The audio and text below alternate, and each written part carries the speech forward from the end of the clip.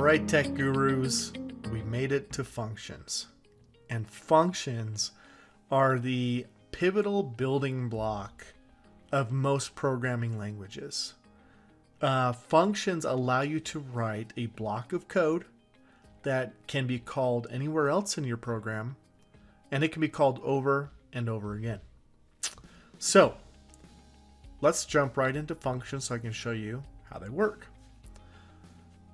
All right, so defining a function. Defining a function in Python is very simple. All you need to do is specify the def or def keyword, which defines the function, and then assign a function name of your choosing. It can be anything that you want. And it would probably be programming blasphemy if we did not start with a hello world Python function. So that's what we're going to start with, a really simple example. So def, and let's create a function called hello world. Okay. That's all we need to do to define the function. And now we can do anything in this block of code that we want, and it will occur every time that we call this function. And we're keeping it very simple this time, so we're just going to print hello world. All right. That's it. If I hit Control Enter, that function hello world is now stored in memory. You'll notice that we do have some parentheses here. Those are very important. We'll show why later. It's not required that there be a parameter entered in the parentheses, but we're keeping this very simple. So that's it. Define hello world, then print hello world when it's called. So let's call that function. How do we call the function? Well, it couldn't get easier in Python. All we do is call it hello world. Control Enter, and it prints or executes the block of code inside of the function. Very simple. Okay, so let's take it a step further. Let's find out, how do we pass information into the function? And we pass information using arguments and parameters. So let me give you an example of what that code looks like, and then we'll discuss what arguments and parameters are. So this might look like something like this. We're going to define a function again, and we're going to call it hello world again. But this time I'm going to include a parameter called name. All right. And again, we'll print hello, and we'll use the name welcome to Python. All right. And we need to do dot format name. If you have not used the dot format method before, it just takes this variable and puts it in the square brackets. All right. Okay. So we defined a hello world name. Now, what are we doing with this, what's called a parameter name? Well, we can do this. Now, when we call that function, we can say Homer. If I hit Control Enter, hello Homer, welcome to Python. It passes what's called an argument through the parameter name into the block of code to be used and executed upon. So what is an argument and a parameter? You're going to hear these used interchangeably all the time. I might even make that mistake because they can be used interchangeably at times. But essentially, the parameter is the variable name that's holding the argument. So the parameter in this case is the variable name. Okay? And the argument in this case is the string Homer that's being passed and being held by the parameter name, which is then executed upon later in the code. All right. So technically, that is what an argument and a parameter is. You're probably going to hear the name argument most often. All right. Okay. So let's talk about positional arguments. How does that work? Well, let's do def. Let's define a function. Let's call this full name, and we're going to take in f name and L name. into this function. And all we're going to do here is we're going to print hello, first name, last name. Okay, and I'll use format. Okay. All right, so let's call this function full name. And now we need to provide it 2 arguments. We need to provide it a first name and a last name. So let's use Homer, comma, let's use Simpson. Now I'm going to run the code. All right, it works. So what are positional arguments? Positional arguments is that you're going to pass it the arguments in a so-called comma-separated list that need to correspond to the same number of parameters that you're executing in the function above. So we need both an F name, and it's going to correspond to the first position, and L name, which corresponds to that second position. So the order and the number of arguments is very important when using positional arguments. Okay? Now, what about keyword arguments? Well, keyword arguments allow you to pass values using name value pairs. And an example of that is I'm going to write out this function again, but this time I'm going to, this will actually look the same. Here, in fact, I'm just going to copy and paste this. I'm sorry. And then what's different is when we call the function, we can do this. I can say L name is equal to Simpson, and F name is equal to Homer. So above this would not work because Homer would correspond to last name, which is not what we want. But when we use name value pairs and assign the name explicitly using the name, so L name equals Simpson and F name equals Homer, this works. There you go. Hello, Homer, Simpson. So although we didn't provide it in order, it knew how to, it knew how to do it because we explicitly assigned them to the parameter names. Okay, so that is using name value pairs. What is a default value? Well, what happens, again, if we have the function full name, what happens if I'm running the function, I call the function, but I only call it with a first name? What will happen? We're going to get an error. And the reason why is because it knows that it's expecting 2 different arguments to come into the function, F name and L name. So when it only is provided one, which is F name, it's going to throw an error, right? So what can we do? Well, one thing we could do is to say, well, we can assign a default value to the function so that if that occurs, maybe L name is just blank. Okay, so now if I run this code, it runs. And the reason it runs is because it knows that if it cannot receive an L name argument, it's just defaults to an empty string. Okay, so that's what default values do. Now there's lots of different other ways of doing that. Like maybe if you're looping over a lot of different, maybe over a dictionary or a list, you don't want it to just be blank, but you want to say, hey, no last name, so that you can see where you're missing last names. So now it would say, hello, Homer, no last name. Okay. So that default value can be anything you want. All right, so making an argument optional. Let's take an example of how something like this might work. Let's say again that we have a function called create name. Okay. And in create name, we have, again, F name, L name, and also a middle name. Okay. Now, you know, like I do, that middle name is not always going to be available to pass to this function. But if it is available, we want to use it. Okay, so our function might look something like, ultimately, it's going to print hello, just like above, first, middle, last. Okay. So that's F name, M name, L name.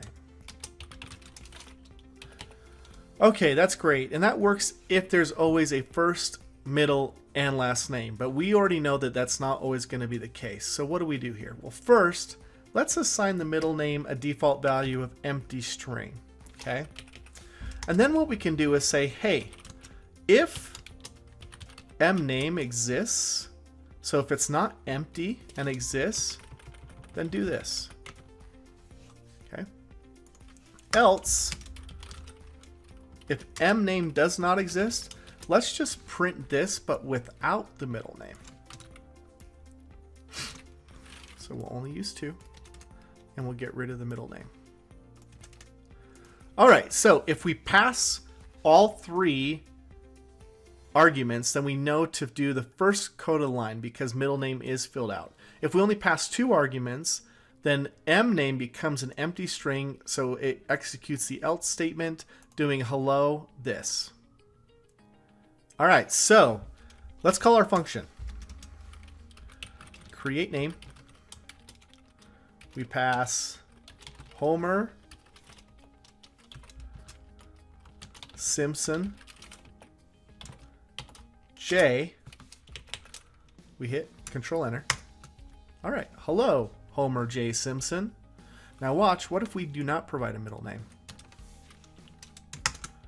Great, it still works. It did not give us an error because we didn't pass it 3 arguments.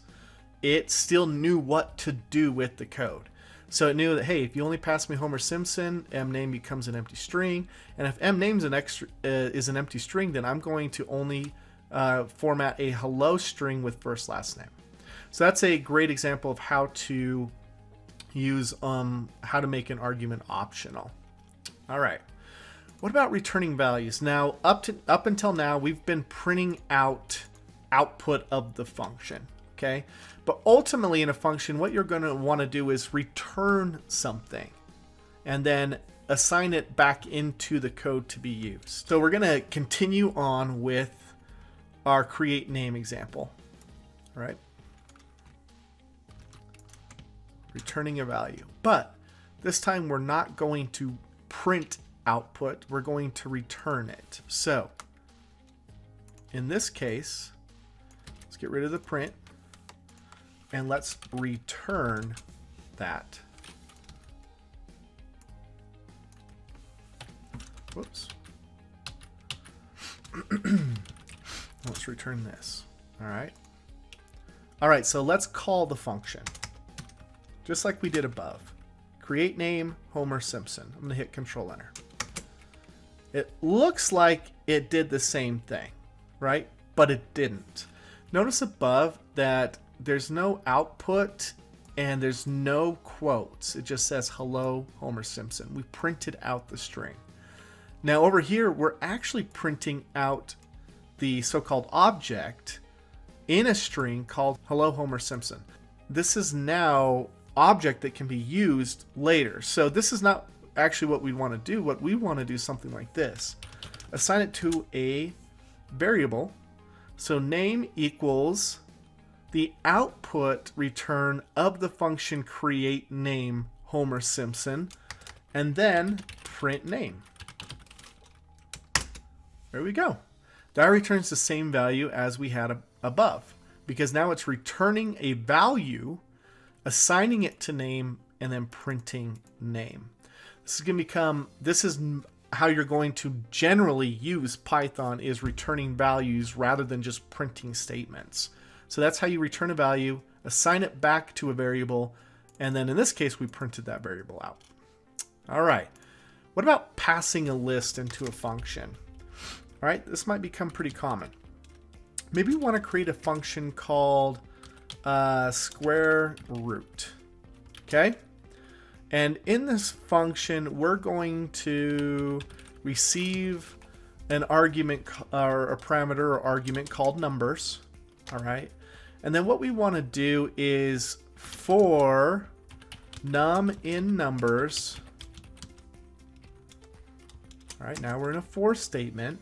So for each number in numbers, we're going to do a mathematical equation. All right, so to get the square root, I happen to know that there is a function called math square root number. I just happen to know that from, that's something we'll actually cover later. But so the square num equals this equation. So perhaps what we want to do is print out and say, hey, the square root of the number we've provided is the output.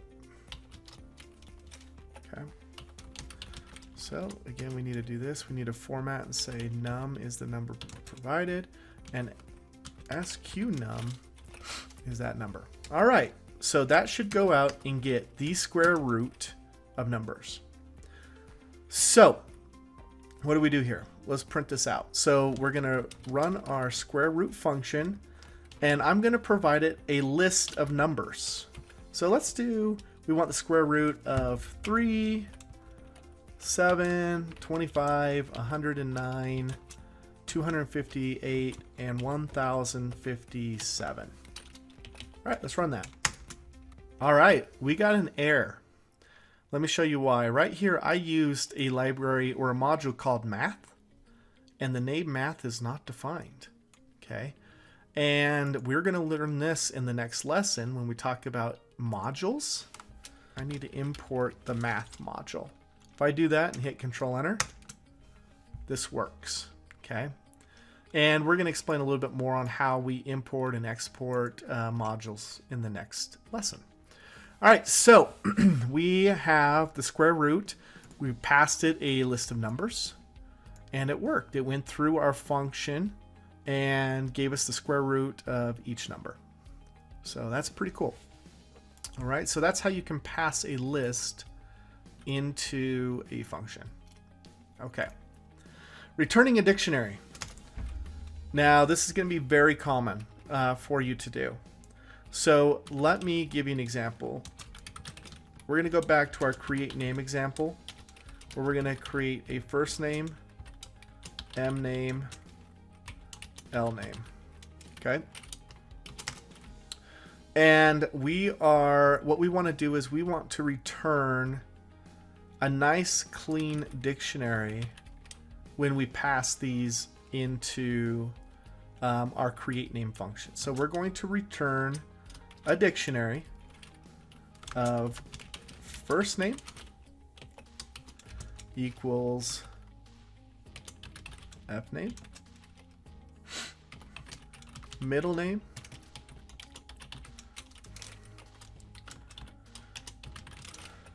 and last name.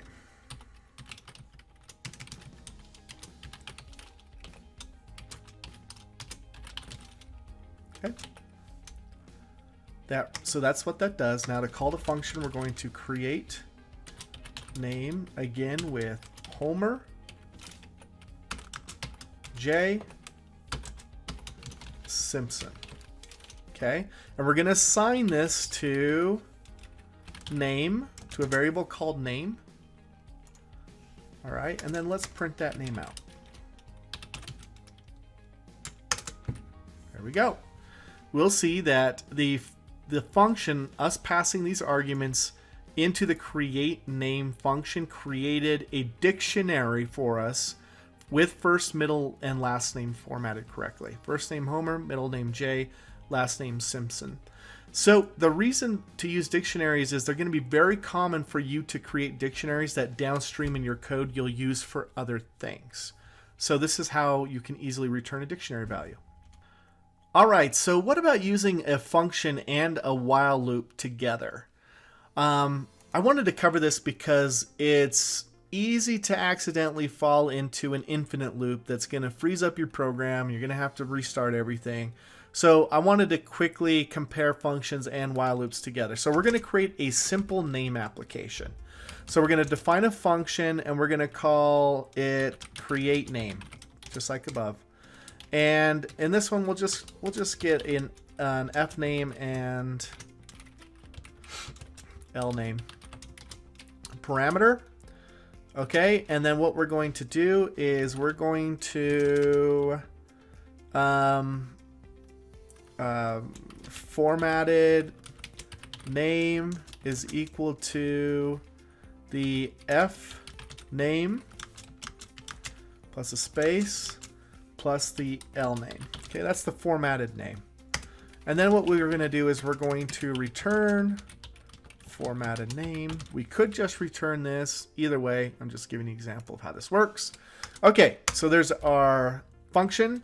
And then while true, we're going to ask the user for some information. So while true, we're going to say, we're going to print hello there. What is your name? And then we're going to do a first name equals the input of first name. So whatever they enter there. And then last name equals input of last name, whatever they put there. Okay. And then with those, we're going to call the create name function with first name and last name, which passes the input returned values as arguments back into the function and formats them, puts them together as a full name. All right. And then we will print hello full name. I hope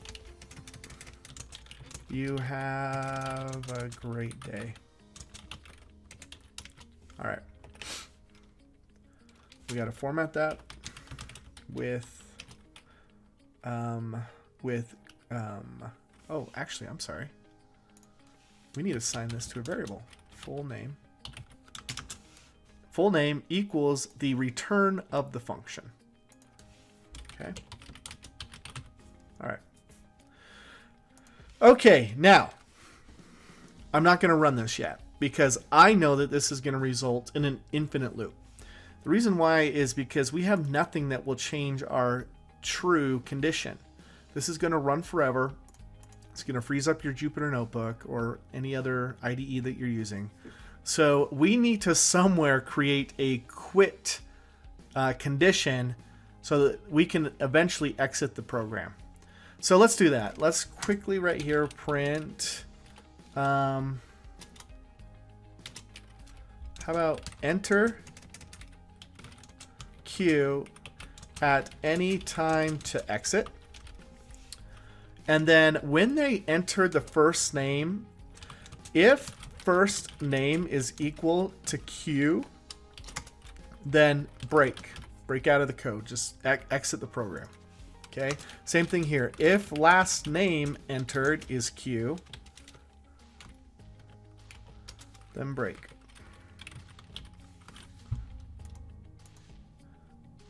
All right, so let's run this code. First name, Homer. Last name, Simpson. Awesome. Hello, Homer Simpson. I hope you have a great day. And then it starts the function back over. Hello there, what's your name? So we can say Homer and then hit Q to exit. There we go. We exited out of the program. To make this a little more readable, maybe we add a /n. What's your name? Homer. Last name is Simpson. There we go. And then it starts back over. Hello there, what's your name? And we'll quit. All right. So there you go. That's using a function and a while loop together to create a simple little application. Just keep in mind, always give your application somehow to exit or to get back out, or it will fall into an infinite loop. Last thing, one of the last things, passing an arbitrary number of arguments. Well, what is this? Well, we can define, let's say that we need to create a function that collects pizza toppings, okay? Now, we don't know how many pizza toppings are going to be presented up front. So we don't know how many parameters we need to include. So what we can do is we can do something like this. Create pizza. And then we can use an asterisk toppings. And this tells the function to accept any number of different arguments. So then we could say print, oh, actually we're going to do a for loop because there'll be one or many. So for topping in toppings, let's print the list. Print creating a pizza with the topping, and we'll just concatenate the name of the topping. All right, so let's call that function create pizza. And we'll pass in cheese and peppers and mushrooms. Okay. And control enter. It worked. Even though we provided 3 different arguments, it put them all in toppings, and essentially what it does is creates a list out of them. So this is very similar to just passing a single list over, but you can do it also outside of a list with many arguments with an asterisk, and it still knows how to handle those. Okay, so that's passing an arbitrary number of arguments. Last thing, using arbitrary keyword arguments. Okay. All right, this one gets slightly more technical, but let's say we wanted to create a function called build profile. We're going to build a user profile. And what we're going to take from the user profile is fname, lname, and I'm going to include something here, 2 asterisks, and call this user info. So this user info is going to take on a dictionary. Okay, so we're passing in dictionary information, and we're going to assign fname, lname to that dictionary. What I mean by that is if I do user info first name is equal to fname, and I'm going to copy that and do the same thing for last name.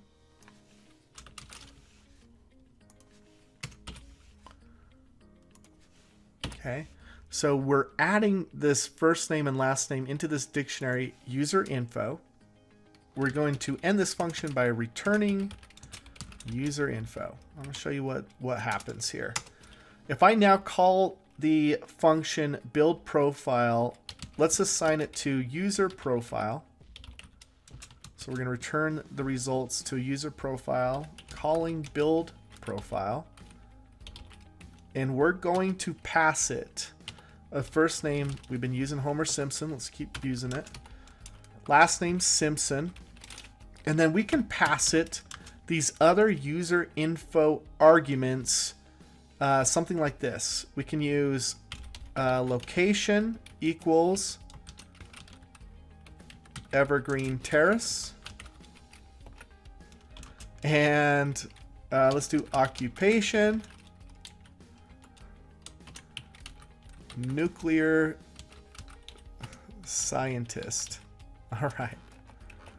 Okay, so that's what we're passing. Now, if you'll notice, location and occupation are part of an object or a dictionary, and they're being passed in through this user info argument here, and that's what this double asterisk is doing. And then we print user profile. Let's execute it. There we go. It returns the newly curated dictionary for this user, for this profile. We have location, Evergreen Terrace, occupation, first name Homer, last name Simpson. So that's how you can use this using arbitrary keyword arguments. And that's what this does. So that's a little more technical, but it's totally a possibility. So that's functions. We've covered a lot in functions today. We're going to now in the next lesson talk about modules. Modules is importing and exporting functions making your code much easier to read, kind of separating your code out. So I'll see you in the next lesson.